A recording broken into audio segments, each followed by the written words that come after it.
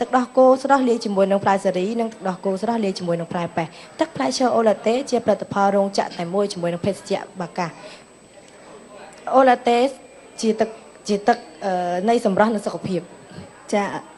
អរគុណចាសូមបញ្ជាក់ជូនទៅដល់ទស្សនិកជនផងដែរចាស្ថានីយ៍ទូរទស្សន៍ CTN មានកិត្តិយសនាំមកជូននៅហ្គេមកំសាន្តដ៏ល្បីមួយដែលបានធ្វើការចាក់ផ្សាយជាង100ប្រទេសនៅលើពិភពលោកគឺហ្គេមកំសាន្តអ្នកនឹងក្លាយជាសេដ្ឋីដូច្នេះសូមកុំភ្លេចរងចាំតាមដានទស្សនាចានៅរាត្រីយប់នេះចាប់ពីវេលាម៉ោង8រហូតដល់ម៉ោង9យប់តទៅគឺចាចាប់ពីកម្មវិធីរាត្រីកំសាន្តរបស់យើងអរគុណហើយគណៈនេះបាទសូមអង្វរអារម្មណ៍លោកអ្នកមកជួបនៅកិច្ចសម្ភាសជាមួយយើងខ្ញុំដូចតទៅបាទសួស្ដីទាំងអស់គ្នាណាម្ដងទៀតទាំងខេមទាំងក្រុមរំរបស់ខេមផងដែរចាស្រស់ស្រស់ហ่าបាត់លោករតនៈឆឹងចាបងរតនៈខំអង្គុយខ្ពស់ជាងគេហ្នឹងណាចាអរគុណឃើញថាប្លែកណានៅក្នុងសម្ភារបំពាក់បែបថ្មីដែលទើបតែបង្ហាញតាមរយៈបទ disco មិញណាចាបាទតែយ៉ាងណាយ៉ាងនេះក៏នៅអត្តសញ្ញាណខ្មែររបស់យើងដោយសារមានកម្មាជួបបាទចាអរគុណមិនដែរជីចាប់អារម្មណ៍ចាចាប់អារម្មណ៍ទៅលើស្ទាយសម្លៀកបំពាក់គាត់តែម្ដងឥឡូវកុំតាន់អាសើពីបទចម្រៀងចាស្ទាយសម្លៀកបំពាក់ថ្មីដែលដូចគ្នាជាពិសេសគឺបង្ហាញពីអត្តសញ្ញាណរបស់ខ្មែរការរៀបចំគឺរៀបចំដោយលោកខេមដោយផ្ទាល់ឬក៏យ៉ាងណាដែរការរៀបចំនេះជាការរៀបចំពីខ្ញុំបាទក៏ដូចជាសមាជិកក្រុមទាំងអស់ដោយសារมันអាចគិតថាខ្ញុំជាមនុស្សដែលមានបញ្ញាខ្ពស់ជាងពួកគាត់ដែរបាទការពិតពួកគាត់គឺមានបញ្ញាប៉ុនគ្នាយើងឲ្យមតិគ្នាបន្តិចភាសាអង់គ្លេសមួយឃ្លានិយាយថា no one perfect ចាគ្មាននរណាម្នាក់ចេះគ្រប់10ទេបាទហើយយើងត្រូវតែទទួលយកនៅមតិខ្លះដែលគិតថាល្អពីអ្នកដទៃចាហើយខ្ញុំនិយាយថា yes ភាសាអង់គ្លេសចាចាសូមបកមកសួរពីខាងការងារសិល្បៈបន្តិចលោកខេមានចេញអាល់ប៊ុមថ្មីតែក្នុងអាល់ប៊ុមថ្មីហ្នឹងមានប៉ុន្មានបទដែរនៅក្នុងអាល់ប៊ុមថ្មីដែលខ្ញុំបាទត្រៀមចេញប្រហែលជាមួយអាទិត្យទេចាមាន4បទចាជាបទដែលខ្ញុំបាទបានបកស្រាយមិញបាទបទទី1មានចំណងជើងថាអោបគេពេលអូននឹកបងបាទបទទី1បទទី2មិនសម្រាប់ខ្លួនដោយសារស្រីបាទបទហ្នឹងខ្ញុំនឹងច្រៀងនៅពេលដែលចេញខារ៉ាអូខេហើយបទមួយទៀតដែលខ្ញុំបានលើកមកបកស្រាយទេមានចំណងជើងថាប្តីមិនបានការ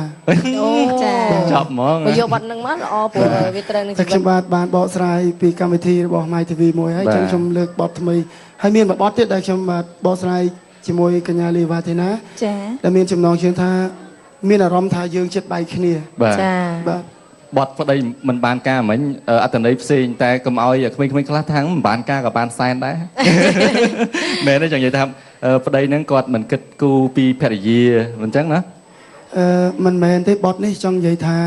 គាត់អត់បានរៀបអាពាហ៍ពិពាហ៍ហើយគាត់ចាត់ទុកខ្លួនគាត់ជាប្តីដែលមិនបានការគាត់ស្រឡាញ់ប្រពន្ធគាត់ខំប្រឹងរត់ម៉ូតូឌុបរត់អីដើម្បីប្រពន្ធក៏ស្រឡាញ់គាត់ដែរប៉ុន្តែដោយសារបញ្ហាគ្រួសារពីបញ្ហាខ្លួនឯងសុខចិត្ត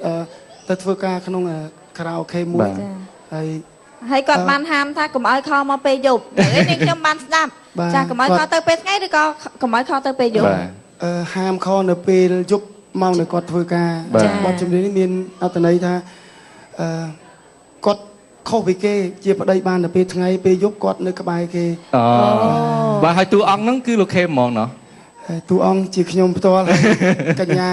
នីមនីនិតជាតួឯកស្រីហើយជាតួអង្គស្រីទឹមថតហើយយប់មិញម៉ោង4ថ្មីណាបាទចាគាត់មិនសម្រាប់ខ្លួនដោយសារស្រីហ្នឹងនេះនាងខ្ញុំតួស្រីចាឮសូរថាមិញចេញខារ៉ាអូខេនឹងទៅច្រៀងហ្មងបាទហ្នឹងទៅច្រៀងលក្ខណៈគ្រួសារឬមិត្តភ័ក្ដិចឹងទៅ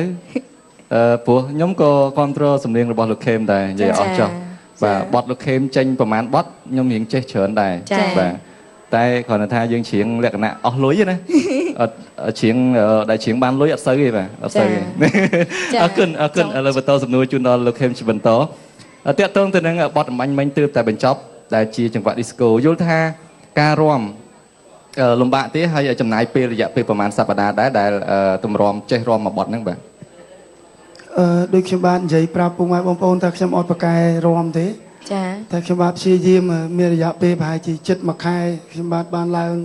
ស្ថានីយ៍ទូរទស្សន៍បាទរាំសម្ដែងតែម្ដងទេហើយនឹងជាលើកទី2ថ្ងៃនេះផ្ទាល់បាទហើយបានពីការខិតខំប្រឹងប្រែងពី